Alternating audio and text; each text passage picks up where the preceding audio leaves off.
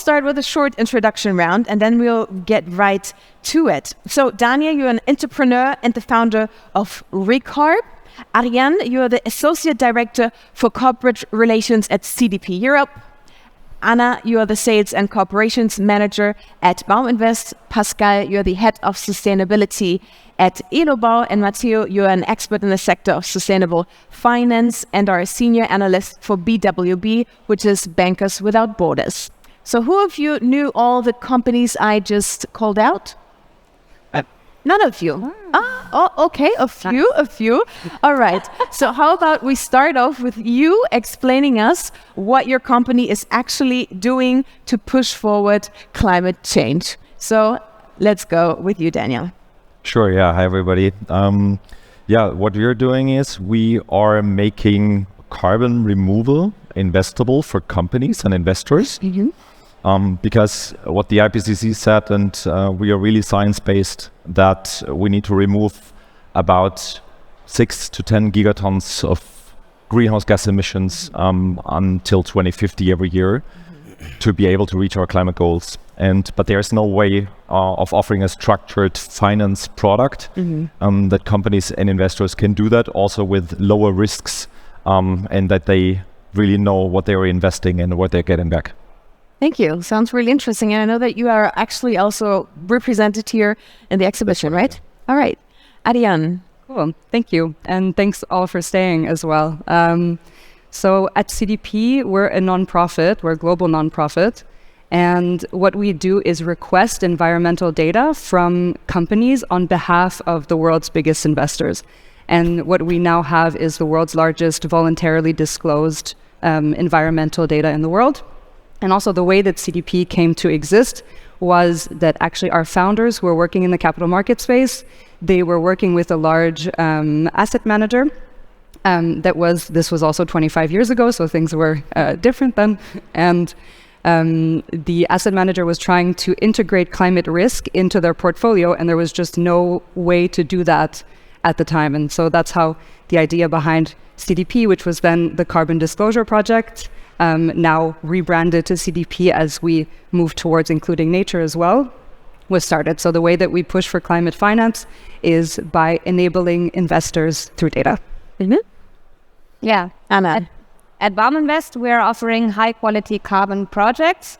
Bauminvest is a reforestation expert, active in Latin America, in Costa Rica and Colombia, with high-quality reforestation projects, meaning removing carbon with our project, but also having a high impact on biodiversity and involving the communities. So all of our projects are Gold Standard certified, and that means that our finance is coming from the voluntary carbon market. Thank you, Anna. Pascal. Yeah, we as a company, as an industry company, has the relation that we have to do, pay the opportunity that we have to pay for the climate change or for the impact which we have on the climate. And we as a company doing since 2009 a lot of projects in reduction and also in removal, because we know that we have a huge impact as a company, and this is also what we're going to go outside and spread with the world. And this is also where we have a foundation, so we are a foundation company as well, where we also do climate impact projects or climate action projects. Yes, BWB, which stands for Bankers Without Boundaries. Sustainable finance and climate finance is at the core of our own business. BWB is an investment banking, asset management and advisory firm which develop innovative sustainable financial products with the purpose to move capital towards environmental and social friendly projects.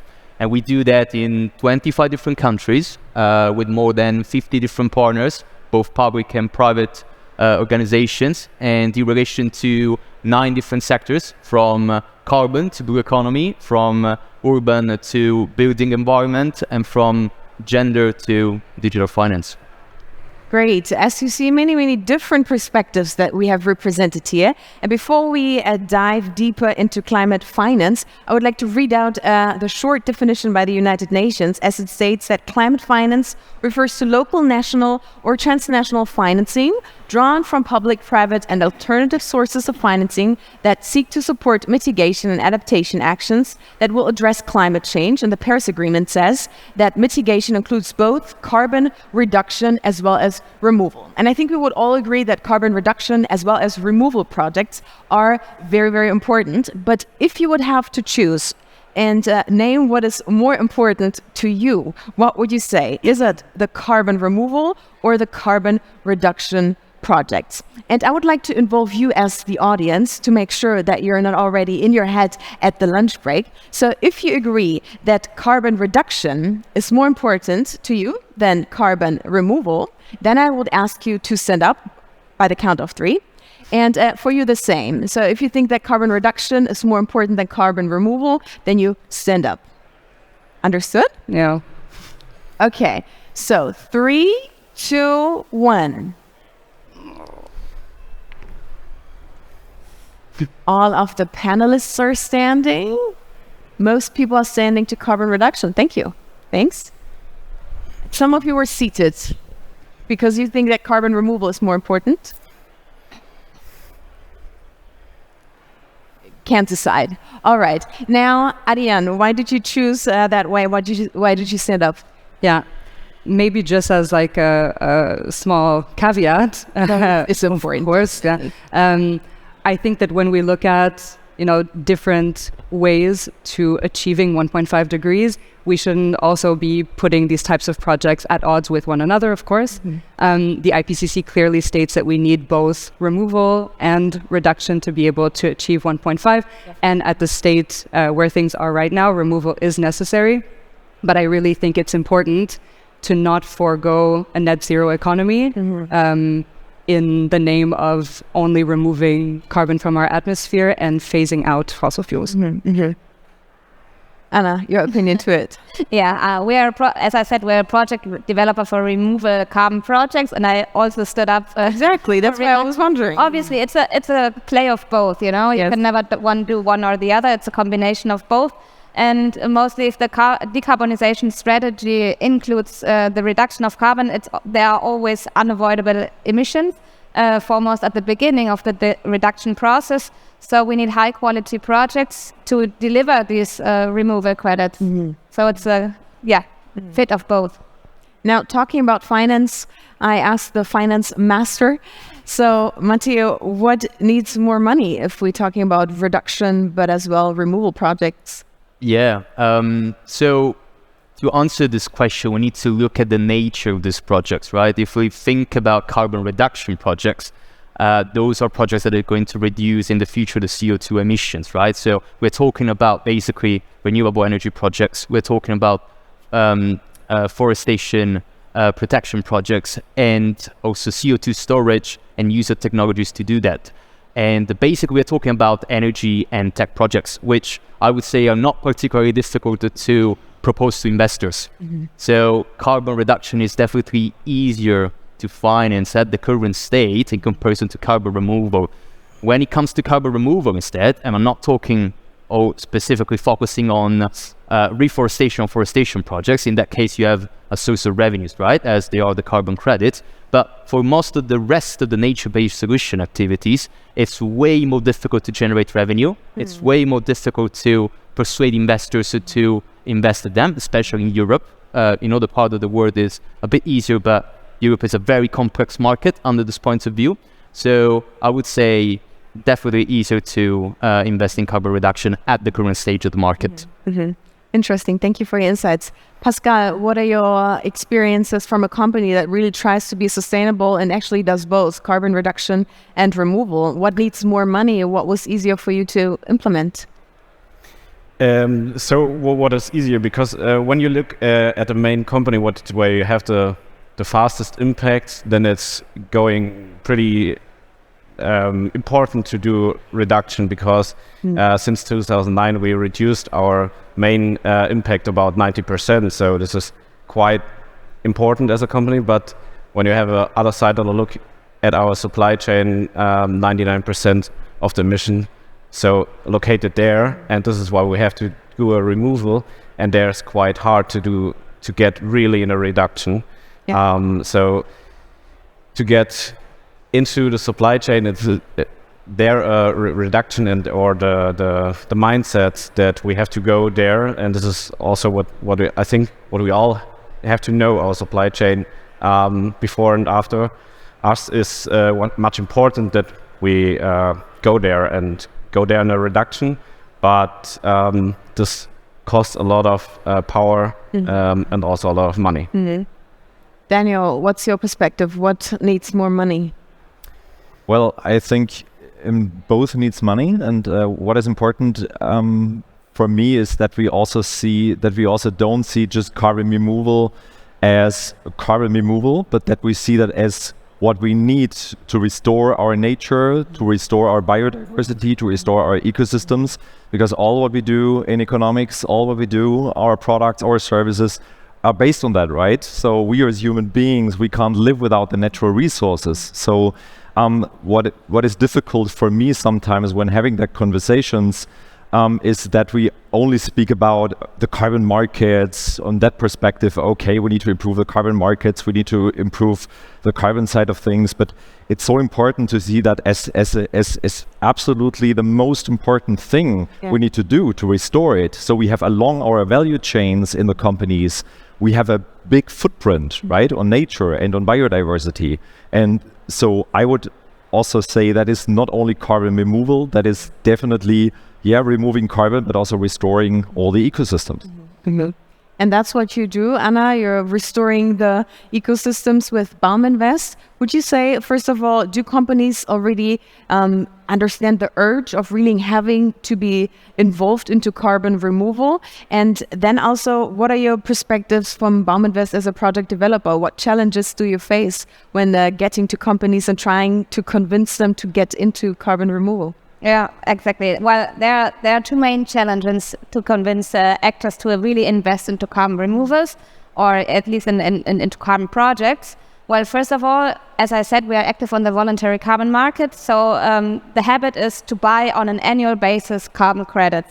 So budgets are allocated on an annual basis to convince actors to really allocate, and we need, 50% of the whole investment at the beginning of the project. And that's a complete different investment strategy that is needed to set up the project and to convince actors to allocate funds during the first 2 years of the project and then to receive the credits during the course of time. That needs a shift of investment habits and also planning and allocating budgets. And on the other hand, if we have already contact with companies, the project is already ready. So we have a gap of time between convincing the actor and to invest into the project and then wait a long time, and it can take up to 2 years until the decision of investing into that project is done. But the project is already ready 2 years before. We have to find the land, we have to invest in seedlings, nursery and everything. So there's a high pre-investment that we as a project developer have. And these are two big obstacles between others. Ariane, maybe also your perspective from what challenges we face when we're talking about removal and reduction projects? So I think we have to look at it, right? We need both mitigation, we need adaptation, but there's also such a thing as maladaptation. And so we have to make sure that these removal projects are science-based, that they're transparent, that there's accountability mechanisms, and also that they're data-driven. All right, now let's get into the source of financing, because we can either say, okay, we need the public money or we need the private money, but I think we know that we need kind of both. But where do you think will we get more money from, private, public? The current situation is that, as you said, both public and private are absolutely fundamental. Let's say the public are more important probably at the beginning of the project, and then to scale them up, you need the private one. So a combination of them is crucial. But I would say that the private money are really that type of sources that we need right now, because the public balance sheets are not going to be enough to actually be able to solve the climate crisis. And the only way to be able to achieve the levels that we want and the KPIs that we have, et cetera, is through the private is leveraging the private money as well. Yeah. Is the rest agreeing? Well, when we look at the figures, what we see is that currently only 14% of investment in climate finance coming from private, and the rest coming from public, and that's a really a big issue, right? Because when you look at what the World Economic Forum said, and there was a discussion about companies have been asked about that issue. Okay, what risks do you see in the future for your business, right? And there were 6 risks mentioned, and 5 out of that 6 risks have been related to nature and resources. So I think this is crucial to understand that we definitely need to invest much more. And when we look at what the UN said, that we need around 500 billion every year up to 2050 for climate finance to reach that goals, there's a lot more money we need also from companies as investments into nature and resources and removal and so on. There's much more. Yeah, so we need more money for private. But how about we discuss now how we actually make that attractive for companies? Because if you want the private money, we need to make climate finance more attractive for companies. So what are the instruments that are financially available to actually get the companies into acting in climate finance? Pascal, from the company perspective. Yeah, for us it's quite hard because actually we only have the easiest way to go into certificates where we have the transparency, have the standards, and also to do quite good climate impact into such projects, because we are no product developer, so we cannot have not the knowledge to prove or have the proof of concept or do a due diligence for each investments what we take. So this actually we have the only way to go about certificates. When we thinking about what we are actually doing is doing our own projects, then we have the same project problem or like the project developer as itself, because then we have to do a big investment by starting this project, and this is also capital which is we don't have to do also invest in reduction measurements and all other company investments which we have to do, and therefore I think we need a lot of different ways, and also there we need our bank side or some ideas like Recarb, how it's more attractive for companies to do their reduction with a fair investment what they can take. Yeah. Daniel, what financial instruments do you think do we need more in the market? Well, I think it's important that we move away from seeing an investment in climate as a liability and as a cost, and that's what the carbon markets right now are doing, right? So you're going out and buying some carbon credits, and then you have a cost factor, and that's a big issue also for companies although with higher footprints. So what we can do is moving that also from a financial perspective towards an intangible asset on the balance sheet on companies, right? When I speak with CFOs, so what they say, yeah, sure, right now we only have costs for that. So we need to allocate budget for reduction, we need to allocate budget for renewable energies, for buildings and so on. So it's really difficult. That's also what Pascal said. Yeah. So how can we make that more attractive is giving them, for example, dividends back. So seeing it as an intangible asset on the balance sheet with dividends. So then the companies also have, it's more attractive for them to invest in the long term in that. So that could be, for example, it could be a carbon dividend. It could also be a cash dividend. It could be tax credits, something like that. So also I think regulation from the government side is very important, that we definitely make it more attractive to invest in such natural resources. Also governments play a huge role in that, I would say. Interesting. I think what's also quite interesting in this discussion is because a climate impact investment, which we do, has no ROI. So I cannot say in 5 years I get my money back. So I do this just for the impact, and that's it. So I also need the knowledge in the companies that they know, okay, I do a climate impact investment, and actually I do this because I'm in a voluntary market, and I do this just for my own or for the environment.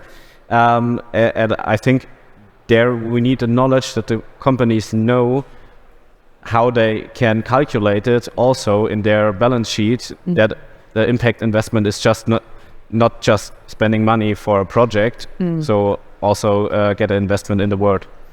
Maybe to add one thing here is, I think also in the future, company valuations, right? When investors look at companies or investors putting companies in their portfolios of their funds, I absolutely believe that the valuations will heavily depend on how legit you're doing climate action, right? And how you invest in that. So I think that's also one thing companies should keep in mind. Yeah. So not only looking at what can I get back, but I think what you can get back in future. I mean, future generations and also people will not buy from you if you're not really sustainable and if you're doing greenwashing. Right?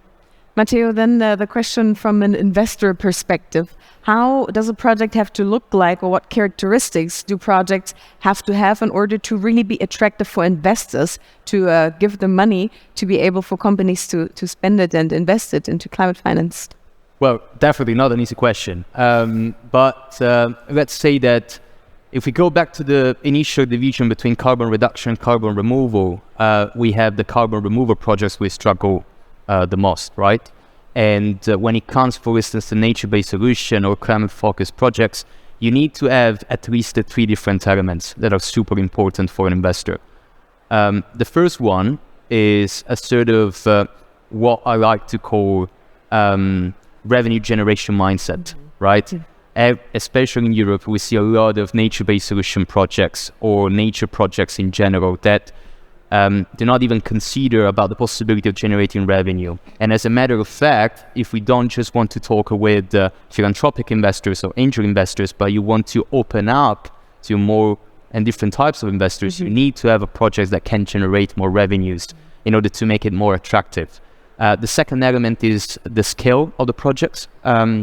We see a lot of projects that are relatively small, a ticket size or less than, for instance, 20 million, which is not enough for a lot of institutional investors that would like to participate in these projects but have a mandate to invest for bigger ticket size.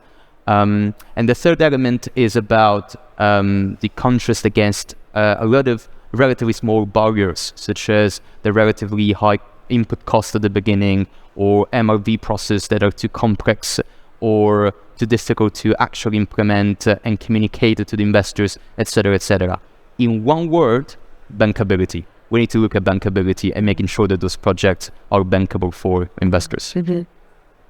You agree? Definitely. So I think the process, and that's also where we come in, for example, is that we need to check if a project is really doing great. And I mean, we saw a lot of projects in the past. You also read the press reports, right, about the carbon markets and the bad projects going on. Nobody controlled what's going on the ground, and a lot of them were not restoration projects really. So we need to do a proper due diligence first. We need to see what really helps the nature, and also what Matteo said, measuring the impact for our climate. I mean, we are always saying, okay, we need more budget for removal, we need more budget for restoration, but who is measuring how much carbon we are removing? Who is measuring who is doing what on the ground? Who is measuring and with which KPIs? If the people and the indigenous people and the local people are involved, something like that. So that need to be, not everything can be measured with a clear KPI. That's clear, but we really need to do a better due diligence and checks before investing. And then I'm also convinced that more institutional investors will come in if they have lower risks, right? So we need to do a de-risking before, and when they have lower risks, they can come in. We have a more liquid market, because we don't have a liquid market right now, and that's a big issue. We need a liquid market that even at the billion level, money can come into that space. I would now really like to highlight a point that you've just mentioned. So the measurements and the disclosure part, hard word. So Ariane, why is it so important to really face carbon disclosure and also measurements for investments. Yeah. I would love to never have to explain why carbon disclosure is important. I wish that it was just as much of a given as it is to, for companies to have to disclose their financial information. I would then be out of a job, but that's also fine. And I actually think that the reason why is not that complex. We like to complicate things. The reason why is that every single industry is affected by climate change, has a material risk because of climate change. And if it's not in your direct operations, it's going to be in your supply chain. And to be able to actually measure those risks, mitigate those risks, to assess dependencies, you need data. You need to start somewhere. You need to disclose, and you need to be transparent in doing so. The question is, however, what type of data are we looking for? Because data is thrown around a lot, we need more data, we need more data. But if you're not, if the data is not comparable, you're not saying the same thing. You're not speaking the same language, essentially. So the data that we need needs to be comparable. An investor is not going to go and read 400 different sustainability reports, 400 different companies, and then do the math of what it is they're calculating and if it makes sense or not. So we need comparable data. We need data that's standardized. We need data that is also consistent over time. There's huge value in data that has been, 20 years, 50 years. We need to start now so that we have enough that we can really have accurate modeling and accurate predictions. And it's not just climate data, it's also nature-related data that we need to focus on. And investors also need to walk the walk a little bit as well. So we recently surveyed 600 investors and found that only around 10% were requesting their portfolios to disclose on water and forest topics, with 30% saying that they intend to do so in the next 2 years. But there's still a long way to go, but disclosure is definitely a good first step. Incredible, important. Yeah, thank you. Thank you for telling that. And Anna, a question for you. So how can we make sure that climate finance investments are long-term sustainable? I mean, we've just heard, okay, how can we generate the money? What are important figures, numbers, data that investors need in order to make the money available? But how, if we have the money and then have implemented the project, can make it really long-term sustainable and attractive for companies to stick to it? Yes, well, on the project developer side, our aim is, or our goal is to show as much as transparency as we can deliver for the investor and to give as much as confidence. So that means we have to have a sound risk management process, meaning on the technical side, on the forestry side, that the trees that we plant will be there in 10 years and 20 years when there's the next drought or the next flood. So having also the proof of concept in place. And having third-party verification and giving as much as light on the project as we can. We also take our investors to the project side. So, I mean, for us, transparency is the highest principle, and also the technical capacity for having a long-term project, and also what to do with the project after the crediting time. I mean, this is also a crucial question. What happens with the project after the crediting time when no money flows into it? Yeah. So our aim is to include the nature we recreate into national parks and include it into national protection systems. Thank you so much. I would love to talk to you at least 30 more minutes, but the time is running. And to finish up this round, I would really like for you to just give the audience one last statement, maybe a call why companies should join and get more into climate finance or whatever lays on your heart. And I will start out with the ladies this time. So Anna, you're the first. So, well, my statement is if your decarbonization strategy relies on carbon removal credits, then the time to invest into that project and have the availability of the credits in the next year is right now. Thank you, Anna. Ariane. Yes.